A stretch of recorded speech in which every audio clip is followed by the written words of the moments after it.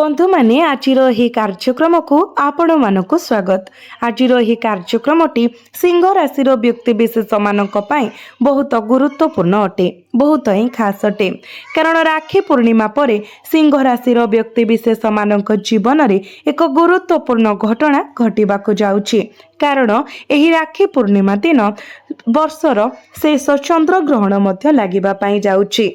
जदिओ एही चंद्र ग्रहण आमर भारत रे तथा ओडिशा रे दृश्यमान नुहे, तेणु यार सूतक काल किंबा कोनोसी भी नियम पालनीय हेब नाही। किंतु जेहेतु यह एक महाजागतिक घटना अटे, तेणु यार प्रभाव 12टी जाक राशि व्यक्ति विशेष मानक उपरे रहिब। तेणु आपण मध्य सचेतन रहिबा उचित जे ई घटना अनेक समस्या सृष्टि करि पारे, एक बड़ परिवर्तन आनीपारे किंबा आपणक जीवनर गति को संपूर्ण परिवर्तन करिपारे। जदि आपणक भविष्यत रे अर्थात ए राखी पूर्णिमा परठारु आपणक जीवन रे कोन घटिबाकु जाउछि ताहा जानिबा पई चाहुचंती तो भिडियोटी को स्किप न करी शेष पर्यंत देखंतु एवं भिडियोटी को लाइक करी चैनलटी को सब्सक्राइब करि दियंतु। कमेंट बॉक्स रे भक्ति एवं श्रद्धार सहित जय श्री जगन्नाथ निश्चय लेखंतु। तो बंधु माने आपणक राशिर अधिपति हेउचंती सूर्य। तो सूर्य बुध एवं केतु आपणकर प्रथम भावरे गोचर करुछंती, शुक्र द्वितीय भावरे गोचर करुछंती, राहु सप्तम भावरे, शनि अष्टम रे, गुरु द्वादश रे एवं मंगल आपणकर एकादश भावरे गोचर करुछंती। तो प्रथमे आसंतु जानिबा आपणकर स्वास्थ्य रे केउ परिवर्तन आसीबा पई जाउछि। तो बंधु माने कुंडलीर प्रथम भावटी होइथाय स्वास्थ्यर भाव, इम्यूनिटी सिस्टम रो भाव। आपणक प्रथम भावर अधिपति हेउचंती सूर्य। तो सूर्य द्वितीय भाव को जीवा पूर्वरु वर्तमान प्रथम भावरे अछंती सेप्टेम्बर 17 तारिख पर्यंत। गुरु एठारे उच्चस्थ अछंती एवं मंगल आपणकर द्वादश भावरे प्रवेश करिवे। तो सेप्टेम्बर 19 परे आपणको किछि जिनिस विषय सतर्क रहिबाकु पड़िबो। मंगलंक विषय प्रथमतः शनि द्वितीय भाव को दृष्टि देउछंती, तापरे मंगल द्वादश भावरे प्रवेश करिवे। मु पूर्वरु ही कहिछि जे आपण निजे जांच करि पारिबे। आपण निश्चित भावरे गला संक्रमण किंबा दांत समस्यार सम्मुखीन हेउछंती। निश्चित भावरे आपण एही सब समस्यार सम्मुखीन हेउथिबे, कारण शनि द्वितीय भाव को दृष्टि देउछंती। जेतेबेले शनि को गोचर दृष्टि द्वितीय भावरे पड़े, यह प्रायतः गला संक्रमण, बारंबार थंडा, काश किंबा छोट मोट दांत समस्या देखा दिए। किंतु निश्चित भावरे यह कष्टकर समस्या। एही परिप्रेक्षी रे आपणको एबे भी आपणकर स्वास्थ्य प्रति सचेतन रहिबा आवश्यक। तथापि आमे जदि कहिबा तो शनि द्वितीय भाव एवं पंचम भाव उभय को दृष्टि देउछंती। तो आपणको एहाको विस्तार भावरे बुझिबाको पड़िबो। द्वितीय भावटी आमर कथा, मुख एवं आमे कोन खाउछु ताहा नियंत्रण करे, जेतेबेले कि पंचम भावटी आमर पेट को नियंत्रण करे। तेणु आपण खाउछंती एवं खाद्य पेटरे प्रवेश करुछि, किंतु यह ठीक भावरे हजम हेउ नाही, कारण शनि एककालीन उभय भाव को दृष्टि देउछंती, जहा फलरे आपण जहा भी खाउछंती ताहा भलो भावरे हजम हेउ नाही, जहा कोष्ठकाठिन्य किंबा अन्यान्य पेट संबंधी समस्या सृष्टि करे। या सहित रक्त सह जड़ित मंगल 19 तारिख रे अर्थात सेप्टेम्बर 19 रे द्वादश भावरे प्रवेश करिवे। तेणु आपणको विशेष सतर्क रहिबाको पड़िबो, विशेष करी सेप्टेम्बर 19 परे। एबे आसंतु जानिबा आपणकर शिक्षा क्षेत्र विषय। तो जो माने छात्र छात्री अछंती, पंचम भावटी हेउछि आपणकर शिक्षार भाव। आपणक पंचम भावर अधिपति वर्तमान द्वादश भावरे अछंती। आपणकर पंचम भावर अधिपति हेउछंती गुरु। मंगल पंचम भाव को देखुछंती। तो आपण निश्चित भावरे एनर्जेटिक रहिबे, किंतु आपण आपणकर पाठ पढ़ा पई कोनोसी स्थान को होय तो दूर स्थान को जीवा विषय चिंता करि पारंती।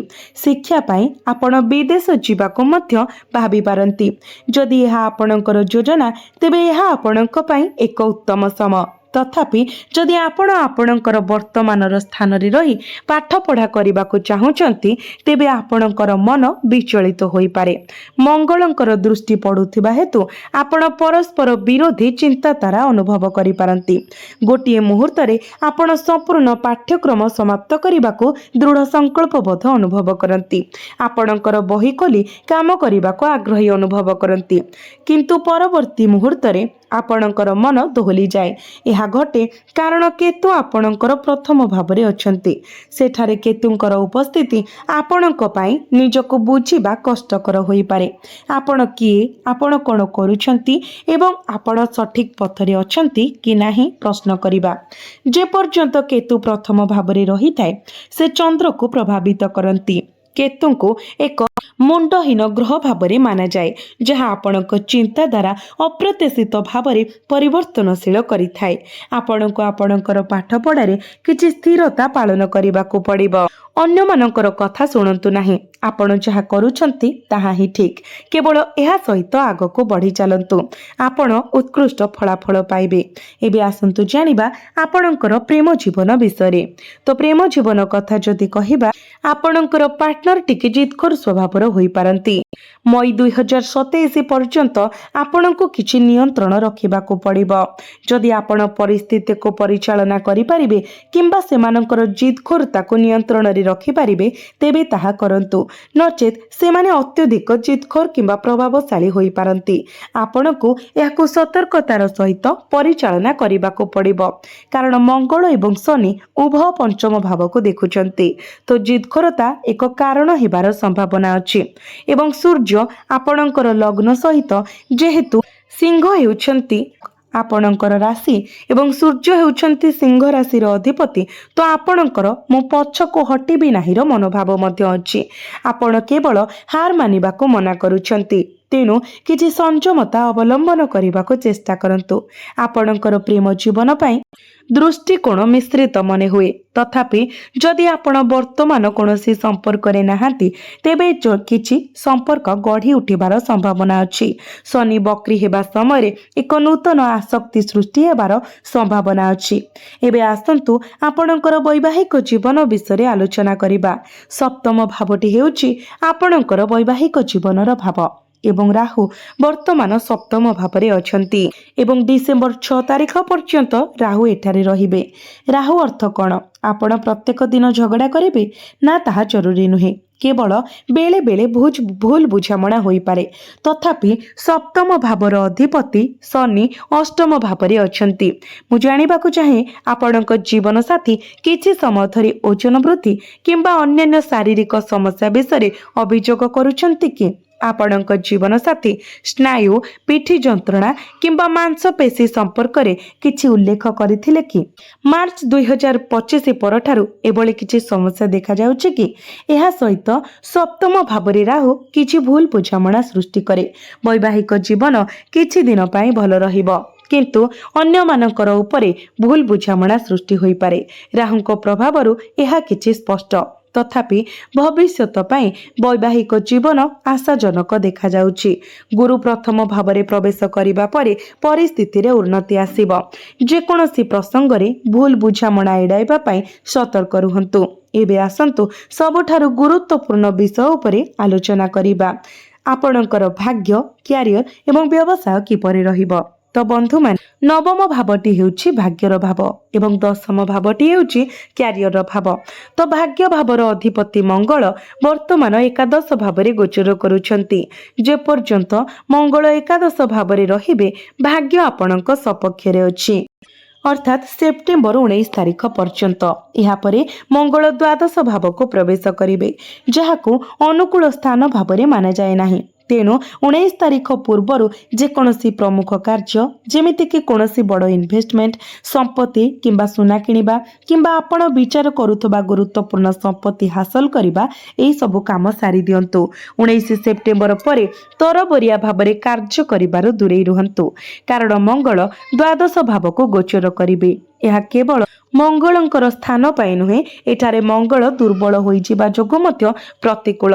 ଆପଣଙ୍କର ଭାଗ୍ୟ ବର୍ତ୍ତମାନ ଭଲ ଅଛି। ଯଦି ଆପଣ କିଛି ମିଟିଂ ପାଇଁ ଯୋଜନା କରୁଛନ୍ତି, କିଛି ଟ୍ରାଭେଲ ବିଷୟରେ ଭାବୁଛନ୍ତି କିମ୍ବା କିଛି ବଡ଼ ପ୍ଲାନିଂ କରୁଛନ୍ତି, ତେବେ ଯେକୌଣସି ଉପାୟରେ ଆଗକୁ ବଢ଼ନ୍ତୁ, କିନ୍ତୁ 19 ତାରିଖ ପୂର୍ବରୁ ସମାପ୍ତ କରନ୍ତୁ। 19 ତାରିଖ ପରେ ଶୀଘ୍ର ତରବରିଆ କାମ କରିବାରୁ ଦୂରେଇ ରୁହନ୍ତୁ। ଆପଣଙ୍କର ଜନ୍ମ କୁଣ୍ଡଳୀ ସୂଚାଇଥାଏ ଯେ ଆପଣଙ୍କର ଭାଗ୍ୟ ଉତ୍କୃଷ୍ଟ, ତେବେ ଚିନ୍ତା କରିବାର କୌଣସି ଆବଶ୍ୟକତା ନାହିଁ, କାରଣ ଆପଣଙ୍କର କୁଣ୍ଡଳୀ ସୂଚାଇଥାଏ ଯେ ଆପଣଙ୍କର ଭାଗ୍ୟ ବହୁତ ଶକ୍ତିଶାଳୀ। ଏବେ ଆସନ୍ତୁ ଆପଣଙ୍କର କ୍ୟାରିୟର ବିଷୟରେ ଆଲୋଚନା କରିବା। ଶୁକ୍ର ହେଉଛନ୍ତି ଆପଣଙ୍କ 10ମ ଭାବର ଅଧିପତି, ତ ସେ ଆପଣଙ୍କର 2ୟ ଭାବକୁ 3ୟ ଭାବକୁ ଚଳନ କରିବେ। ଏହି ମାସଟି ଆପଣଙ୍କର କ୍ୟାରିୟର ପାଇଁ ବହୁତ ଆଶାଜନକ ଦେଖାଯାଉଛି। ପ୍ରଥମତଃ ସୂର୍ଯ୍ୟ ପ୍ରଥମ ଭାବରେ ଅଛନ୍ତି। ଯେତେବେଳେ ସୂର୍ଯ୍ୟ ପ୍ରଥମ ଭାବରେ ଗୋଚର କରନ୍ତି, ଯାହା ବର୍ଷକୁ ଗୋଟିଏ ମାସ ପାଇଁ ହୋଇଥାଏ, ବିଶେଷ କରି ଅଗଷ୍ଟ 17ରୁ ସେପ୍ଟେମ୍ବର 17 ପର୍ଯ୍ୟନ୍ତ, ଏହା ଜଣେ ବ୍ୟକ୍ତି ମଧ୍ୟରେ ଆତ୍ମବିଶ୍ୱାସ, ତାଜା ଆବେଗ, ନବୀକରଣ ଶକ୍ତି ଏବଂ ପ୍ରେରଣା ସୃଷ୍ଟି କରେ। ତେଣୁ ଏହା ଆପଣଙ୍କ କ୍ୟାରିୟର ପାଇଁ ଉତ୍କୃଷ୍ଟ। ଏହା ସହିତ ଶୁକ୍ର ସେପ୍ଟେମ୍ବର 3 ତାରିଖରେ ଆପଣଙ୍କର 3ୟ ଭାବକୁ ପ୍ରବେଶ କରିବେ। ଏହି ମାସ ଆପଣଙ୍କ କ୍ୟାରିୟର ପାଇଁ କେତେ ଅନୁକୂଳ ତାହା ଶବ୍ଦରେ ସମ୍ପୂର୍ଣ୍ଣ ଭାବରେ ପ୍ରକାଶ କରାଯାଇପାରିବ ନାହିଁ। ଆପଣ ବହୁତ ଆତ୍ମବିଶ୍ୱାସୀ ରହିବେ ଏବଂ ଆପଣଙ୍କର ଲକ୍ଷ୍ୟ ପୂରଣ ହେବ। ଅଫିସ ରାଜନୀତି ପାଇଁ ଏହା ରହିବାକୁ ଦିଅନ୍ତୁ। କୌଣସି ପଲିଟିକ୍ସରେ ଆପଣ ମୁଣ୍ଡ ପୁରାନ୍ତୁ ନାହିଁ। ଆପଣ ନିଜର କାର୍ଯ୍ୟ ପ୍ରତି ଏବଂ ନିଜର ଲକ୍ଷ୍ୟ ଉପରେ ଫୋକସ କରନ୍ତୁ।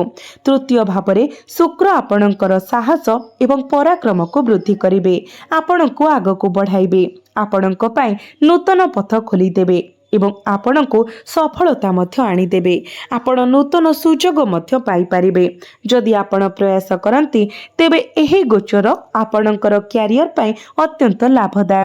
ବିଜନେସ୍ କଥା ଯଦି କହିବା, ତ ସେପ୍ଟେମ୍ବର 7 ତାରିଖରେ ବୁଧ 2ୟ ଭାବରେ ପ୍ରବେଶ କରିବେ, ଯାହା ଆପଣଙ୍କର ବ୍ୟବସାୟ ପାଇଁ ବଡ଼ ସମ୍ଭାବନାକୁ ସଂକେତ ଦେବ। ସଂକେତ ଗୁଡ଼ିକ ଭଲ ଗ୍ରାହକ ପାଇବା, ଭଲ ରୋଜଗାର କରିବା ଏବଂ ବ୍ୟବସାୟିକ ଅଭିବୃଦ୍ଧି ଅନୁଭବ କରିବା ଦିଗରେ ଇଙ୍ଗିତ କରେ। ତ ଯଦି ଦେଖିବା, ସେପ୍ଟେମ୍ବର 7 ପରେ ଆପଣଙ୍କର ବିଜନେସରେ ଗ୍ରୋଥ ଆସିବ ଏବଂ ଆପଣଙ୍କର ଡେଲି ଇନକମ୍ ମଧ୍ୟ ବଢ଼ିବ। ଏବେ ଆସନ୍ତୁ ଜାଣିବା କିଛି ପ୍ରତିକାର ବିଷୟରେ, ଯେଉଁ ପ୍ରତିକାର ଗୁଡ଼ିକ କରିବା ଦ୍ୱାରା ଆପଣଙ୍କୁ ଅଧିକ ମାତ୍ରାରେ ଶୁଭ ଫଳ ପ୍ରାପ୍ତି ହେବ। ତ ବନ୍ଧୁମାନେ, ଆପଣ ପ୍ରତ୍ୟେକ ଦିନ ଶନିଙ୍କର ବୀଜ ମନ୍ତ୍ର 108 ଥର ଜପ କରନ୍ତୁ। ପ୍ରତ୍ୟେକ ଦିନ ମଙ୍ଗଳଙ୍କର ବୀଜ ମନ୍ତ୍ର ମଧ୍ୟ 108 ଥର ଜପ କରନ୍ତୁ ଏବଂ ପ୍ରତ୍ୟେକ ଦିନ ହନୁମାନ ଚାଳିଶା ପାଠ କରିବା ସହିତ ପ୍ରତ୍ୟେକ ଦିନ ଉଦିତ ସୂର୍ଯ୍ୟଙ୍କୁ ତମ୍ବା ପାତ୍ରରେ ଜଳାର୍ଘ୍ୟ ଅର୍ପଣ କରନ୍ତୁ। ଆପଣଙ୍କୁ ଅଧିକ ମାତ୍ରାରେ ଶୁଭ ଫଳ ପ୍ରାପ୍ତି ହେବ ଏବଂ ଆପଣଙ୍କର ଭାଗ୍ୟରେ ମଧ୍ୟ ଉନ୍ନତି ଆସିବ।